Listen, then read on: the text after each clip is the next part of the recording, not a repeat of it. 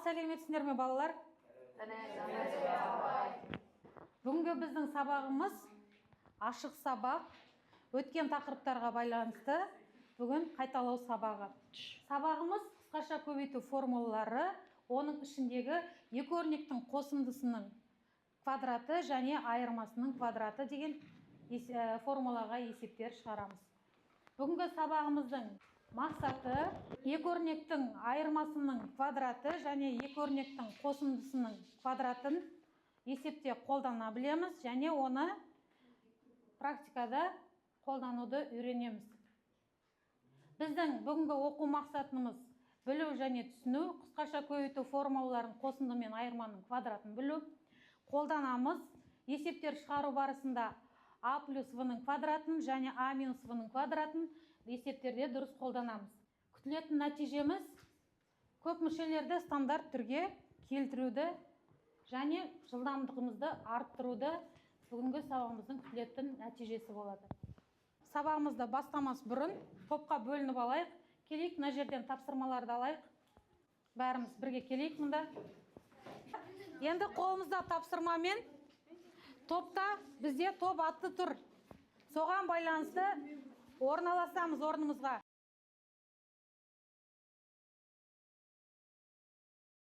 Формуланың аяғын тауғанымызда отыра қаламыз. Үйге 5-8-ді берген мен, бұл жерде көршімен алмасу деген әдіс болу керек болған. Бұлай екеуің дәптерлеріңді бір-бірімен алмасасыңдар да. Бірінші өрнектің квадраты плюс екі еселенген екі өрнекті екеуінің көбейтіндісі плюс екінші өрнектің квадраты. Білеміз оны? Және екі өрнектің айырмасының квадраты. Бірінші өрнектің квадраты минус екі еселенген екеуінің көбейтіндісі плюс екінші өрнектің квадраты.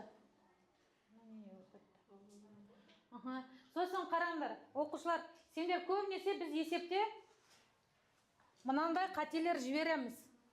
Қараңдар, типтік қате. Яғни, мұны көріне ме? Көп шатастырып жатырсыңдар. А плюс в-ның екі өрнектің қосындысының квадратын біз шатастырып аламыз. Осы жердегі ортаңғы мүшені тастап кетеміз. Болмайды, мынау бізге дұрыс емес. Түсінікті ғой, осы қатені жібермейміз. Ал қазір енді жеке жұмыс бізде. Жеке жұмыс перфокарта деп аталады. Перфокартада қазір әрқайсысына жеке-жеке жұмыс таратам. Қалып қалған орындарды толтырамыз. Үй тапсырмасын шығарып, өзі күшімен шығарып келген оқушы қазір мынаны жеңіл шығара алады. Мына жақта қаншамыз? Қолымызға берілген перфокарта деген жеке жұмыстың тапсырмасын орнымызда, дәптерімізді әрқайсымыз орындаймыз. Болғандары мен шақырыңдар, мен келем.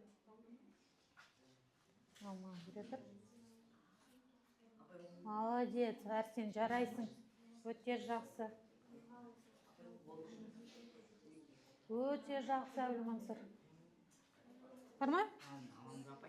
Ал өз-өзімізді бағалап көрейікші. Формуланы дұрыс шығарып, мен өзіме жақсы баға қоя алам. Өте жақсы, сен өткен есепті тез уақытында шығарып үлгердің. Тағы кім өзін-өзі бағалап бере алады? Мен өз-өзімді есепті тез шығарғанда мен өз-өзімді бағалай аламын. Формуланы жаттапсың ба? Иә. Түсіндің ғой формуланы, иә? Өте жақсы. Тағы да? Мен осы есепті дұрыс шығардым. Мен өзіме жақсы баға қоя аламын деп ойлаймын.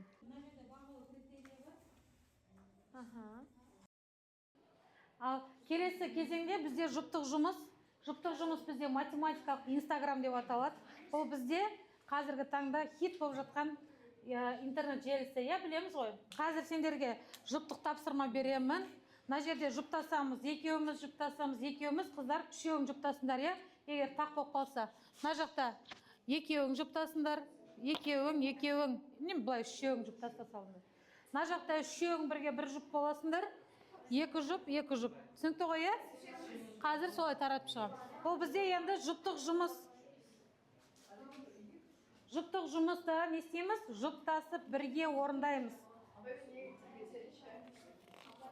Мына жақта бірге жылжи саламыз. Жұптық жұмыс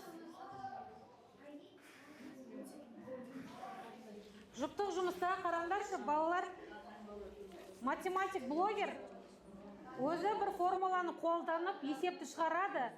Және соны шығарған кезде есепті дұрыс шығарды ма, әлде қате шығарды ма, соны тексереміз. Түсінікті ма? Қараңдар. Бердің ба? Аха. Міне, мына жаққа. Екегіден. Алыңдар. Ал.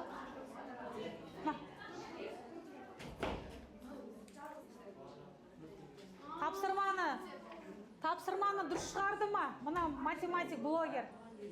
Тапсырманы дұрыс берді ма сендерге? Қараңдар. Қате берсе, қараңдар.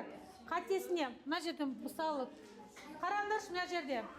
Сендерге мысал ретінде беріп қойдым. Мысалы қараңдар. X минус 6-ның квадратында. Көріп тұрмыз ба? X квадрат минус 12, X минус 36. Осы жерде таңбадан қате жіберді. Қай таңбадан? 12x минус 36 деген жерде оның орнына плюс тұру керек. Мына жерде минус 36 емес, ол жерде қандай таңба тұру керек екен? Плюс 36. Қатесін табамыз. Мына жерге қатесін жазамыз. Дұрысын дұрыстап шығарамыз. Сосын себебіне не үшін? Қандай нәрседен қате жіберді, соны жазамыз. Міне, мысалға екінші мүшенің квадраты әрқашан оң сан болады.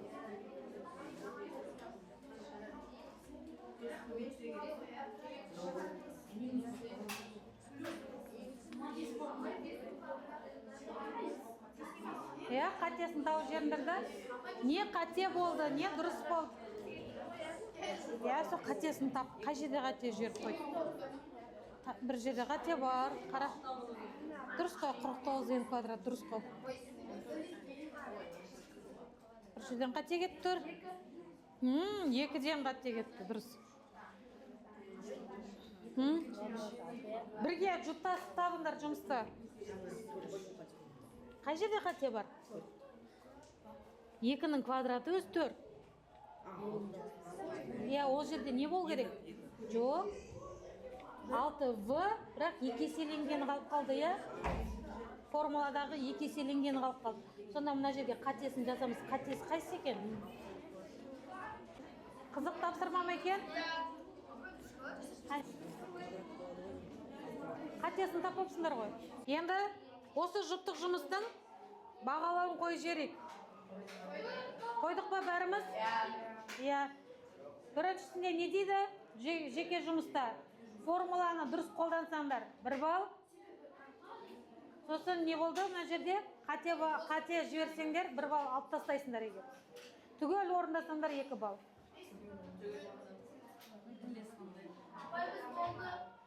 Балалар, бізде келесі топтық жұмыс. Топтық жұмысқа мен сендерге өте керемет, күшті, қызық тапсырма дайындап алып келдім. Бұл тапсырманың бір ерекшелігі ұлттық құндылыққа, функционалдық сауаттылыққа берілген есептер. Топпен бірге орындаймыз. Мына бірінші топ. Бірінші топқа тапсырма бірдей мына жерде. Тек алыс отырғаннан кейін қойып отырмын. Екінші топқа бірінші топ тапсырмасы қандай екен? Тақырыбы төрге арналған құрақ көрпе. Құрақ көрпе жайында білеміз ба? Екінші топқа асық ату алаңы. Асық ойнап көрдіңдер ме, балалар?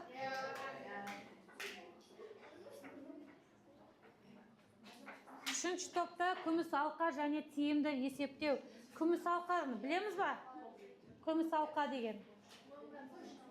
Мойынға салатын күміс алқа. Күмістің ерекшеліктерін білеміз ба?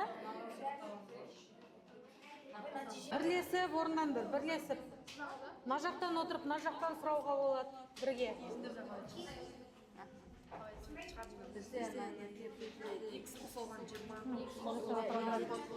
Бірге орындаймыз, Бетіп жұптасып алмаңдар, бірге орындандар. Мына есептен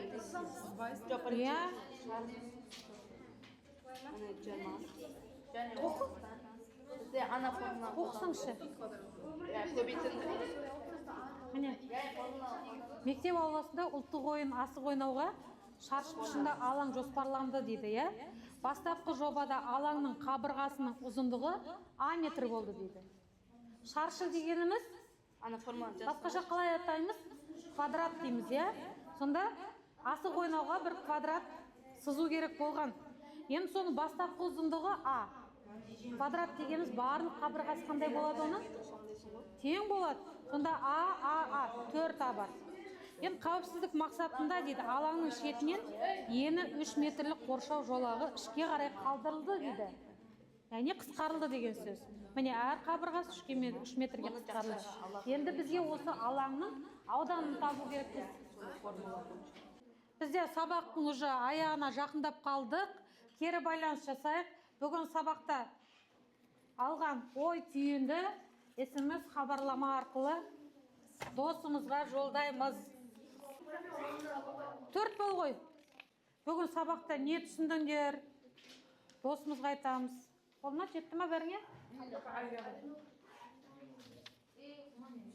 Сәлем, мен бүгін А плюс В квадрат формуласы арқылы құрақ көрпе ауданын есептеуді үйрендім. Өте оңай екен. Келесіде осындай есептерді тез әрі жеңіл шығара аламын деп.